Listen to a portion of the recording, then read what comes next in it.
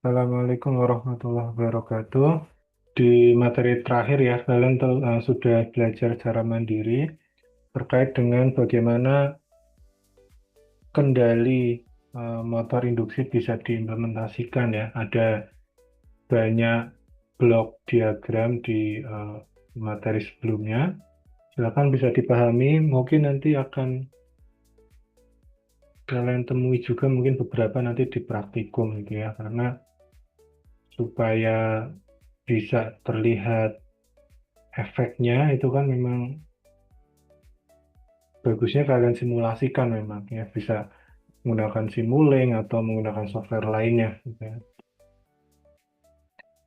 Nah, di pekan ini kita akan membahas tentang cycloconverter ya. Jadi bagaimana suatu cycloconverter bisa digunakan untuk mengendalikan motor.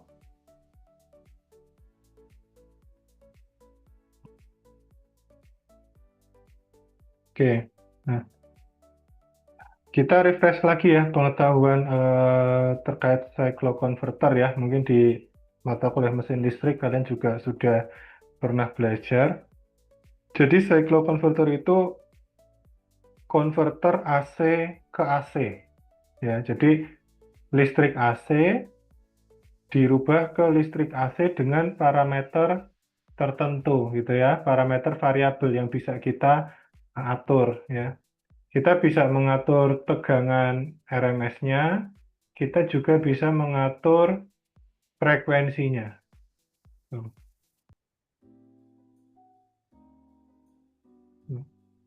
Oke, jadi si cycloconverter ini juga disebut sebagai konverter tidak, maaf, konverter AC ke AC itu ada dua jenis, yang indirect atau yang menggunakan DC-link maupun yang direct. Nah, cycloconverter ini yang disebut sebagai direct AC to AC.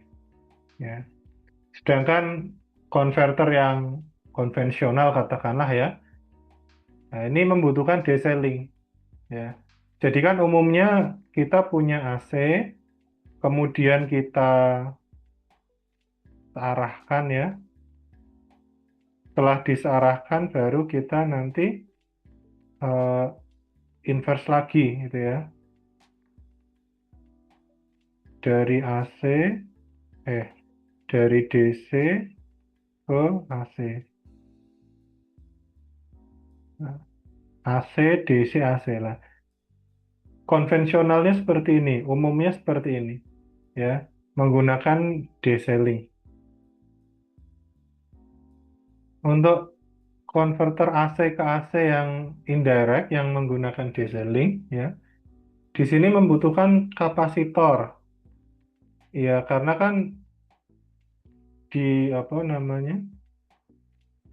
Di rectifier mungkin perlu filter juga gitu ya. Atau di inverternya juga kan butuh ada kapasitor, ada induktor biasanya. Ya, kalau yang konvensional. Nah, sedangkan yang cycloconverter ini yang langsung gitu ya, AC langsung dikonversi ke AC lagi gitu ya, tapi dengan nilai parameter yang berbeda, entah itu tegangan ataupun frekuensinya gitu ya. Nah, di sini dia tanpa ada kapasitor gitu.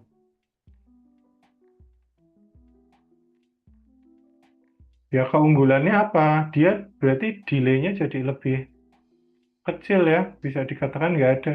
Kalau kita pakai kapasitor kan kita harus nunggu tuh waktu pengisian, baru nanti dilepas lagi muatannya itu ya. Kalau yang pakai kapasitor. Nah, yang langsung, yang tanpa kapasitor berarti kan nggak ada tuh kita nunggu-nunggu waktu pengisian dan sebagainya ya. Jadi delay-nya lebih lebih nggak kerasa gitu. Dia lebih real time ya, istilahnya lebih real time. Switching atau konversi dilakukan dari sumber AC ke beban AC, ya namanya aja AC ke AC gitu ya. Nah, konversinya satu tahap ya, jadi nggak ada tuh di tengah-tengah dijadikan DC dulu, nggak ada.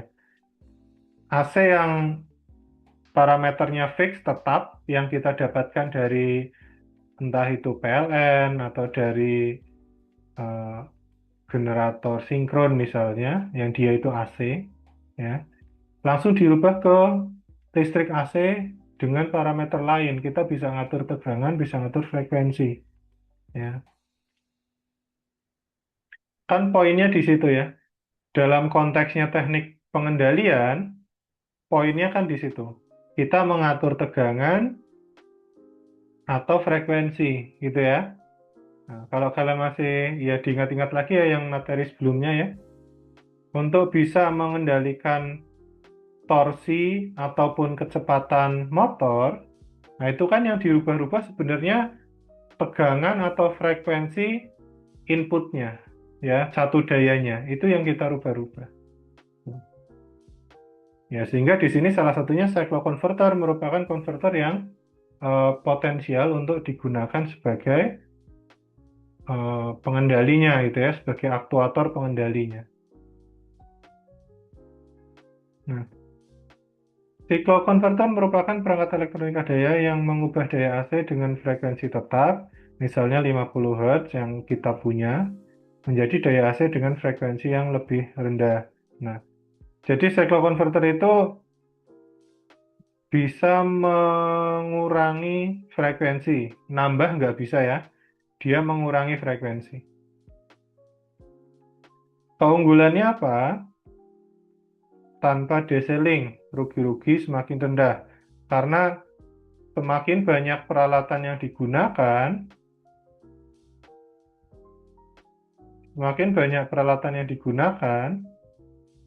ya, nanti dia efisiensinya itu turun.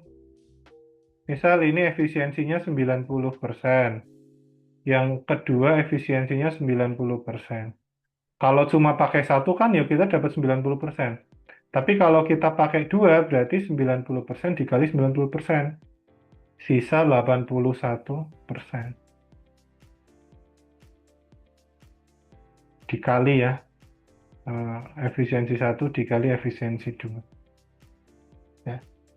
Jadi semakin banyak peralatan yang digunakan, efisiensinya semakin rendah. Ya. Nah, keunggulannya cycloconverter tuh di sini karena dia cukup satu alat si cycloconverter itu sendiri gitu. Nggak usah pakai rectifier dulu baru diinversikan, nggak usah. Kemudian di sini komponennya menggunakan thyristor, bukan transistor. Ini karakteristik, cuma yang nomor satu ini termasuk keunggulannya dia, gitu ya. Nah, yang kedua komponennya ya, jadi bisa dilihat bedanya nanti. Untuk cycloconverter, dia itu saklarnya pakai thyristor.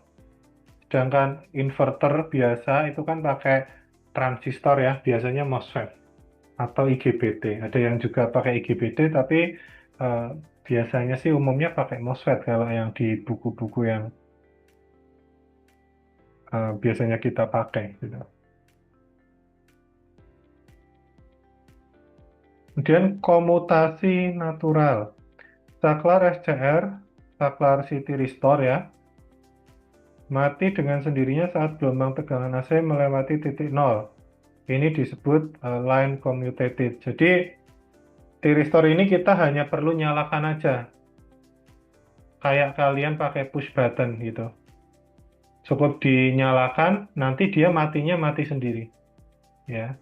Ketika si fase fase listrik AC-nya negatif, nanti dia mati sendiri. Jadi hanya butuh eh, untuk penyalaan saja, gitu ya. Butuh dinyalakan, nanti matinya mati sendiri.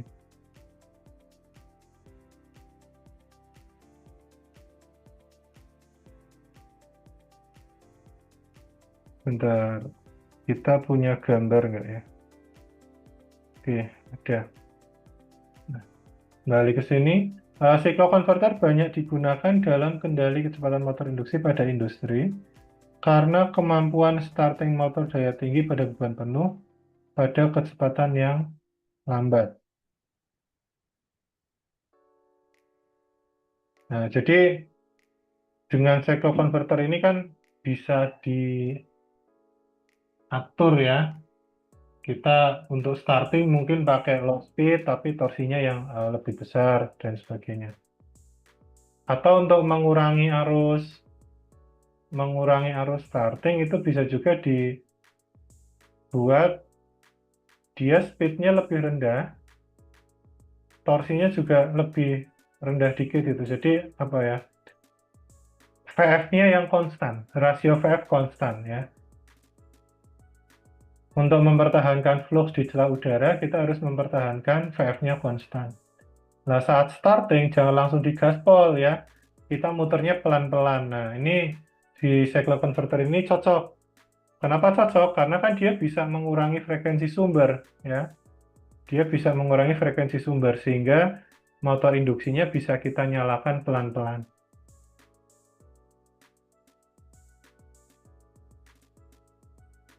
Nah, cycloconverter 6 pulsa, 3 fase ke 3 fase ini paling banyak digunakan. Ini untuk keperluan motor 3 fase tentunya ya, sumbernya 3 fase, motornya juga 3 fase.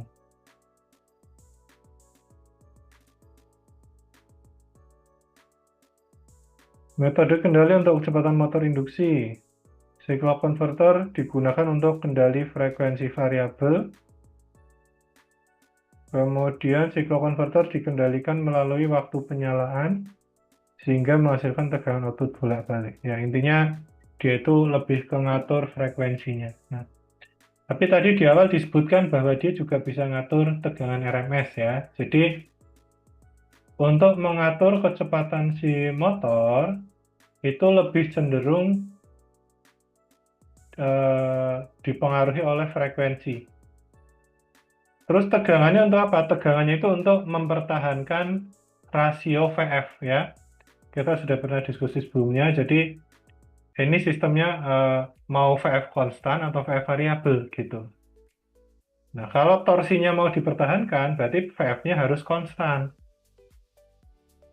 Kalau frekuensinya turun, berarti tegangannya harus diturunkan supaya rasionya tetap konstan. Gitu ya. 1/1, 2/2, 3/3, kan sama-sama 1. Tuh. Tapi kalau kecepatannya mau dibuat pelan, misalnya kita frekuensinya buat ke 1. Nah, berarti kan tegangannya juga harus diturunkan ke 1, misalnya kayak gitu.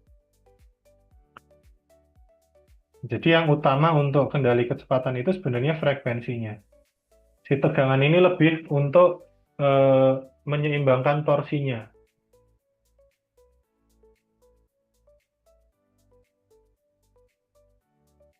Ini mengulangi yang tadi ya, tanpa kopling DC. Ini mengurangi frekuensi, tadi sudah.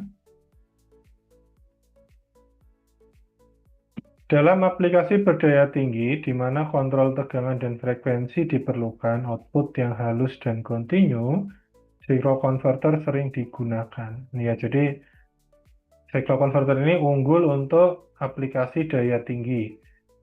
Jadi kemungkinan besar kipas yang ada di rumah kalian dalam tanda kutip nggak mungkin pakai cycloconverter gitu ya, kan mubah gitu ya. Dia lebih cenderung untuk kendali daya tinggi.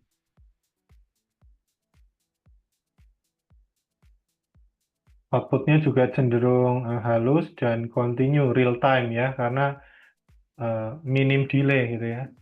Sudah dia konversinya satu tahap, AC langsung ke AC, dia juga nggak punya komponen kapasitor yang kadang membuat ada delay karena waktu pengisian dan sebagainya.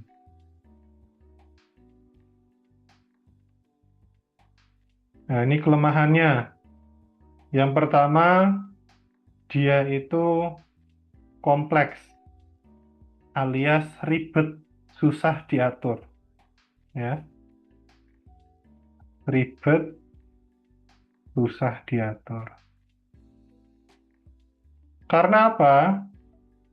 Tiristor 3 fase ke 3 fase, maaf, cycloconverter 3 fase ke 3 fase, itu butuh 36 buah tiristor. Ya. Jadi kalau kita menggunakan tiristor untuk mengendalikan si motor induksi, kita harus bisa mengontrol ke 36 gerbang tiristor ini, gitu ya.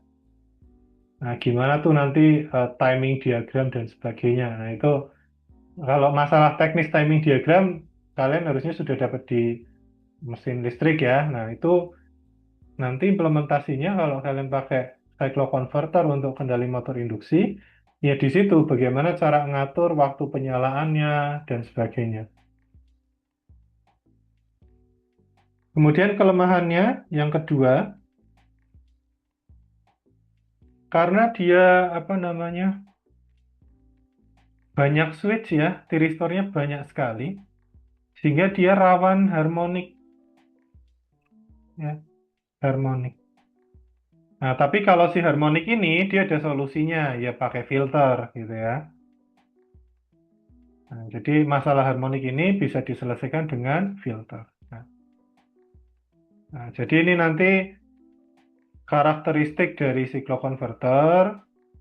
Di karakteristik ini juga mengandung beberapa ada kelebihan ya. Nanti kalian bisa pilih-pilih mana kiranya yang dia itu merupakan kelebihannya. Di sini juga ada kelemahannya, oke ya. Di sini ada kelemahannya. Jadi di teknik pengendalian ini cycloconverternya itu analisis kita itu lebih ke arah bagaimana efek penggunaan si cycloconverter terhadap motor ya. Bukan bagaimana cara mengendalikannya, bagaimana cara maaf, bukan bagaimana cara kita apa namanya mengatur PWM untuk switching tiristornya dan sebagainya, bukan itu, tapi lebih ke arah bagaimana sih efeknya nanti ketika si cycloconverter ini digunakan untuk mencatu suatu motor induksi. Ya. Nah, ini nanti double nggak ya? Nggak double. Si harmonik ini, efeknya di motor itu, harmonik itu kan menyebabkan kenaikan arus ya. Harmonik itu menyebabkan arusnya naik. Nah, kalau arusnya naik, motor panas. Nah, jadi hal-hal semacam ini yang harus kalian perhatikan di teknik pengendalian gitu ya. Jadi kita nggak bisa asal semena-mena pokoknya kecepatannya turun, oke bisa diturunkan. Pokoknya torsinya harus dibuat lebih tinggi, oke bisa dinaikkan. Tapi kita harus lihat juga efeknya terhadap si motor bagaimana. Ya, ya kalau dia nggak punya sistem pendinginan ya jangan kita buat motornya jadi panas gitu ya. Atau kalau memang motornya harus panas berarti harus dipikirkan nanti sistem pendinginnya seperti apa.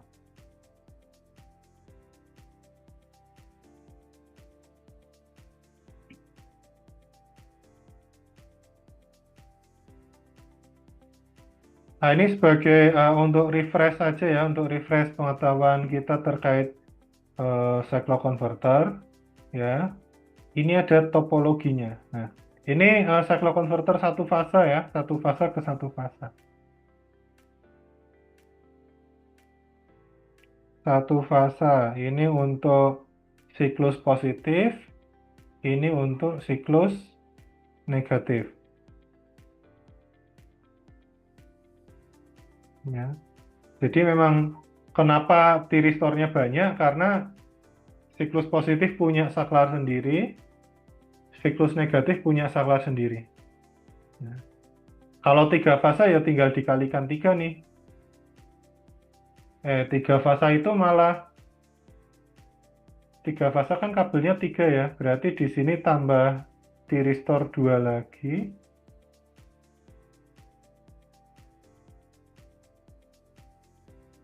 Berarti positifnya 6, negatifnya 6.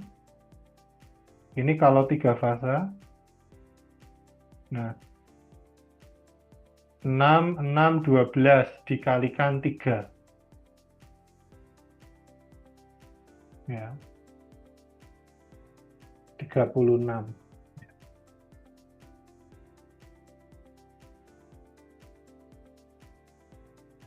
Nah, ini yang menyebabkan salah satu kelemahannya dia karena kompleks, ribet, eh, ngontrol gating switch-nya ribet. ya. Switching gate, maaf, kebalik. Ngatur switching gate-nya ribet. Sistem cycloconverter paling sederhana terdiri dari dua set penyearah. Ini untuk satu fase ke satu fase ya. Tiga fase lebih kompleks lagi. Yang dihubungkan secara anti-paralel. Dihubungkan secara anti-paralel.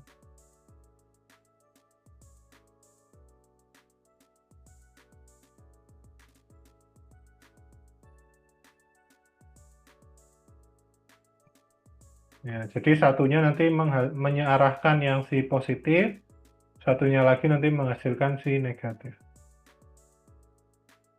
Grup positif yang P converter ini ya, mengalirkan arus positif ke motor ya. Jadi membentuk setengah gelombang sinus positif atas. Yang negatif bertugas mengalirkan arus negatif ke motor, membentuk setengah gelombang sinus negatif bawah. Jadi tergantung nanti kalian PWM-nya seperti apa, ya. Misal nih gelombang aslinya seperti ini. Katakanlah ngambilnya 33 ya. Nah, berarti nanti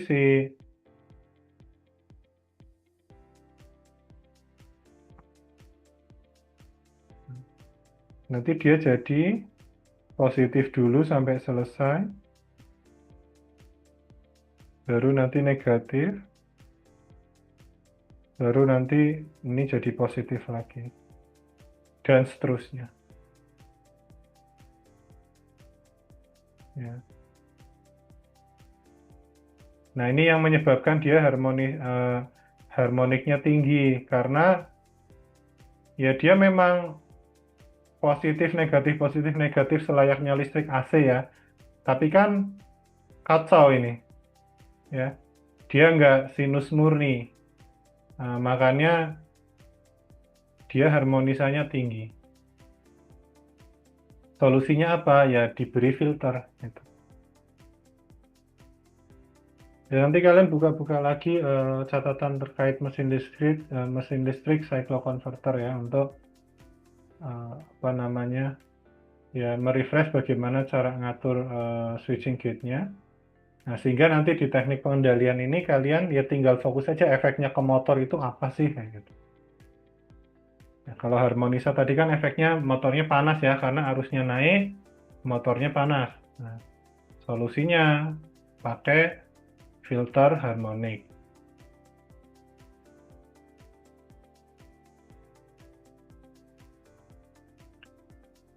Nah, ini prinsip kerjanya ya kalau mau dibaca urut itu ya. Cycloconverter bekerja dengan menyintesis bentuk gelombang AC output yang diperlukan dengan memilih dan mengatur segmen tegangan AC input yang sesuai. Dilakukan dengan menggunakan thyristor. Cycloconverter memiliki dua metode operasi, ya, penyearah dan inversi. Setengah siklus positif dari tegangan input ditransmisikan melalui cycloconverter selama mode penyearah untuk menghasilkan tegangan output positif. Sebaliknya, setengah siklus negatif dari input dilewatkan untuk menghasilkan output negatif. Jadi si mode negatifnya itu disebut juga sebagai mode inverter gitu ya. Si N converternya tadi yang negatif disebut juga sebagai mode inverter. Cycloconverter dapat membuat bentuk gelombang keluaran bertahap dengan frekuensi yang berbeda dari listrik masukannya gitu ya. Tapi tadi catatannya frekuensi sumbernya ini lebih besar dari frekuensi si keluaran konverternya ya. Jadi cycloconverter itu bisanya mengurangi frekuensi, menurunkan frekuensi.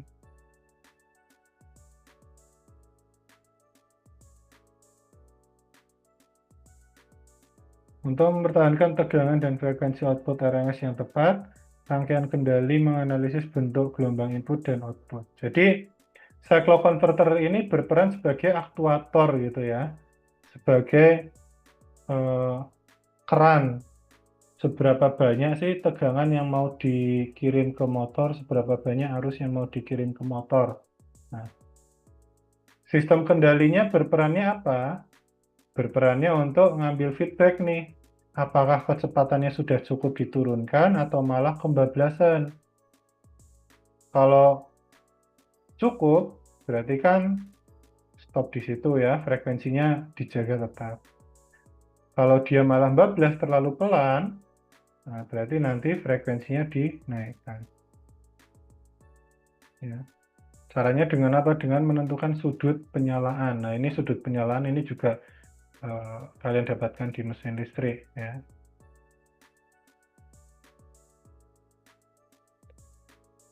Nah, mekanisme sintesis tegangan. Bagaimana gelombang frekuensi rendah terbentuk? Nah, mikrokontroler mengatur sudut penyalaan dari tiristor, kemudian grup positif diaktifkan untuk beberapa siklus penuh, seperti tadi ya. Jadi kalau si peak converternya yang positif itu nyala, nanti gelombang AC-nya itu jadi naik semua. Ya, harusnya turun naik lagi. Yang naik ya tetap di atas, tapi yang turun jadi naik. Selama dia peak converternya yang aktif. Nanti selama N converternya yang aktif, dia itu jadi di bawah terus. Dan seterusnya. Potongan-potongan tegangan dari siklus 50 Hz ini digabungkan menjadi satu gelombang berfrekuensi rendah. Nah, ini kan sebenarnya bisa dianggap sebagai listrik AC. Ya, ada yang positif, ada yang negatif. Hanya saja memang bentuknya kurang bagus. Ya. Nah, ini ilustrasinya ya. Yang atas ini input, yang bawah output. Nah, dalam kasus ini, dia ambil satu siklus gelombang ya, atau satu siklus kan bukit dan lembah ya. Berarti ini ya benar ya, dia ngambil satu siklus. Yang positif tetap positif. Nah, yang harusnya dia negatif, sama si cycloconverter dinaikkan jadi positif. Nah, terus switch ke N converter.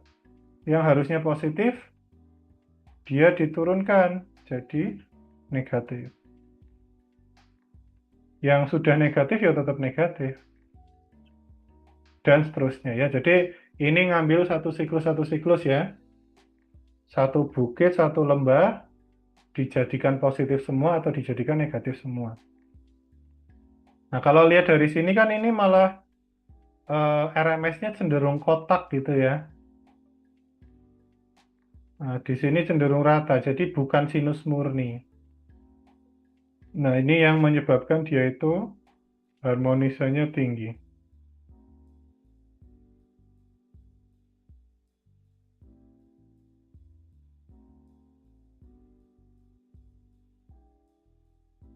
Nah, ini ada beberapa konverter yang bisa digunakan. Ya, tergantung penggunaannya ya. Kalau sumbernya satu fase, motor yang mau dikendalikan satu fase, berarti ya pakai siklokonverter satu fase ke satu fase. Kalau sumbernya satu fase tapi eh, bebannya tiga fase itu ya. Misal nih kalian skripsi gitu ya, pinjam motor induksi ke lab yang 1 kW, yang 1000 watt itu ya, misalnya kalau ada. Kalian bawalah ke rumah. Nah, ya rumah kalian mungkin dayanya besar, 2300 misalnya. Tapi kan satu fase, sedangkan motor yang di lab itu 3 fase misalnya. Nah, berarti kalian perlu yang cycloconverter satu fase ke 3 fase. Ada juga yang 3 fase ke satu fase gitu ya. Nah, ini ada penggunaan-penggunaannya itu ya. Yang satu fase ke satu fase bisa untuk industri kecil atau rumah tangga, hanya saja nggak umum ya, tidak umum. Yang satu fase ke 3 fase ini bisa untuk pompa kecil, kipas atau kompresor. Nah, ini mungkin skalanya industri kecil lah gitu ya.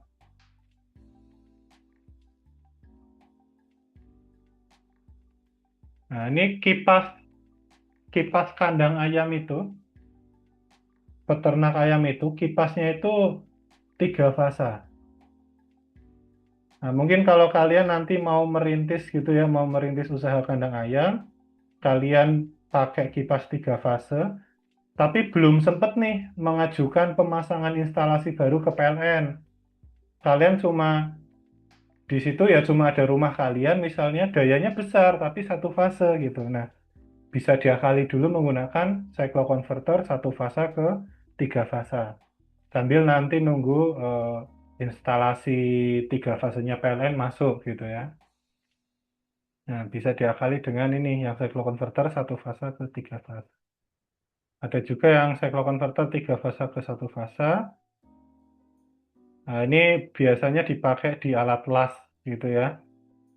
Dia 1 fase tapi butuh daya yang besar. Nah, nariknya tuh dari sistem 3 fasa, karena kalau narik dari sistem 1 fasa mungkin nggak kuat. Nah, karena nariknya dari sistem 3 fasa kan berarti harus dibuat 1 fase. Karena alat lasnya 1 fasa. Kemudian yang terakhir ini 3 fasa ke 3 fasa. Ini yang paling umum digunakan di industri. Ya. Nah, semoga kalian besok lulus bisa bekerja di industri yang besar itu ya, yang punya mesin-mesin besar, dan kalian ada kesempatan lah untuk lihat-lihat, oh di sana kendalinya pakai apa sih sebenarnya gitu. Siapa tahu pakai cycloconverter 3 fasa ke 3 fasa ya. Tapi ya kendali itu macam-macam ya, aktuatornya macam-macam. Jadi nggak selalu, cuma ini umum digunakan. Ya, dia bisa digunakan untuk pompa dan kompresor besar ya di pabrik-pabrik besar.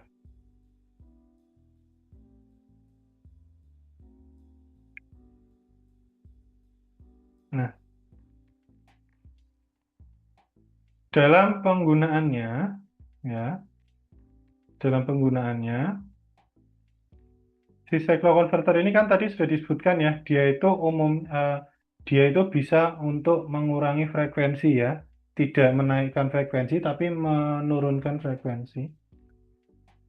Nah, bagusnya, ya, bagusnya frekuensi keluarannya itu maksimalnya adalah sepertiga,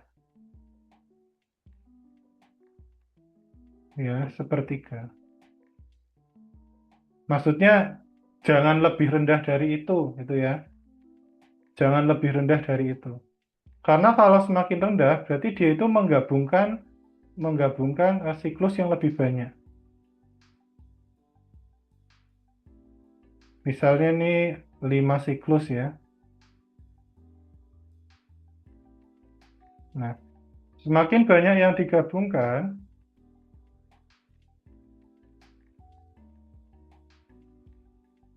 nanti dia harmoniknya semakin tinggi.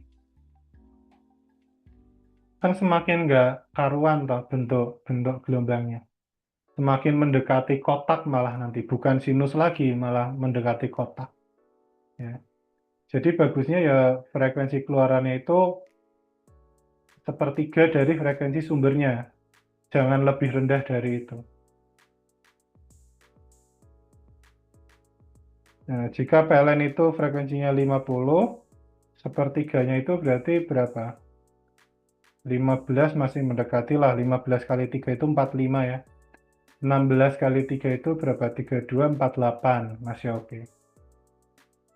17 mungkin masih oke gitu ya. Belum terlalu, eh, bentuk globalnya belum terlalu rusak katakanlah seperti itu.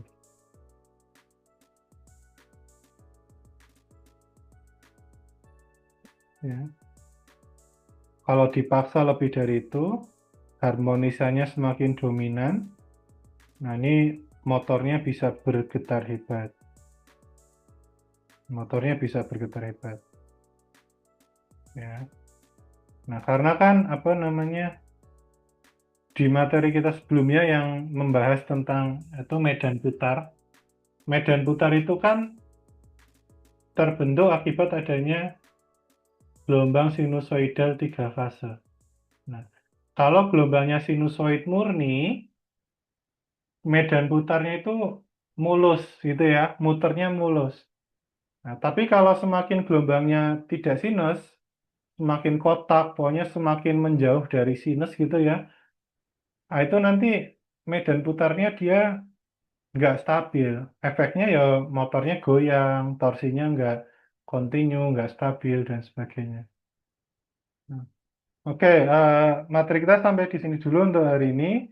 Jadi ini masih pengenalan ya, terkait dengan penggunaan siklokonverter dalam kendali motor induksi. Ya.